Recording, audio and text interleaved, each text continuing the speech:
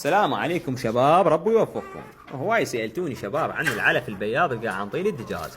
اخوان صراحة هاي اني عندي بالكسارة، عندي كسارة بالبيت اكسرها صراحة، واللي يحب هماتين من هاي الخبطة قريب علي بخير ويدلل. اني ممكن اجهزه على قد امكانيتي، ما اقدر اجهز يعني كميات كبيرة، على قد امكانيتي انا اللي اقدر عليه اسوي لي اياها. طبعا نفسه راح تجي بالضبط، واللي يحب يسويها هماتين خليه يسويها، والفائدة للجميع ان شاء الله. اخوان هاي ايش تحتوي على كم ماده؟ شوف، شعير محمص، اسمعني، اذره صفرة، اذره حمراء، اذره شقره.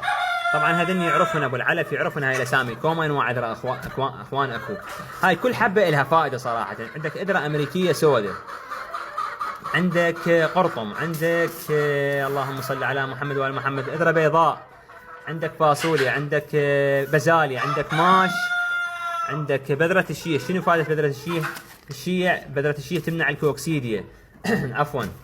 عندك ثوم، عندك نعناع، عندك حب الشمس الأسود، عندك بروتين 16، عندك حجر الكلس، عندك ملح ملح بحري، عندك بعد فيتامينات ومعادن متكاملة، عندك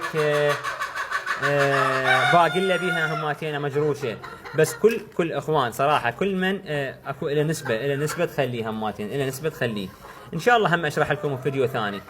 ممتازة للبياض، هاي عمر 3 شهور وما فوق، ممتازة. هسه تقولوا لي كفاية تستعمل هيك اكل؟ اخوان انا صراحة مداري دجاجي، هذا الاكل الانطيم والدجاجي. بعد انتم بكيفكم. هسه هواي اكو عالم راح تضحك علي تقول لي انت بدران انت كذا. لهذا السبب اني ما انزل هاي الخطه صراحه، اللي استعملها اني فقط. وتحياتي لكم وربي يوفقكم. عيني انتم. وهاي بعد شغله، هاي قبال عينك ما مكبوسه اخوان، قبال عينك ما مكبوسه. هاي الخبطه ما مكبوسه، قبال عينك.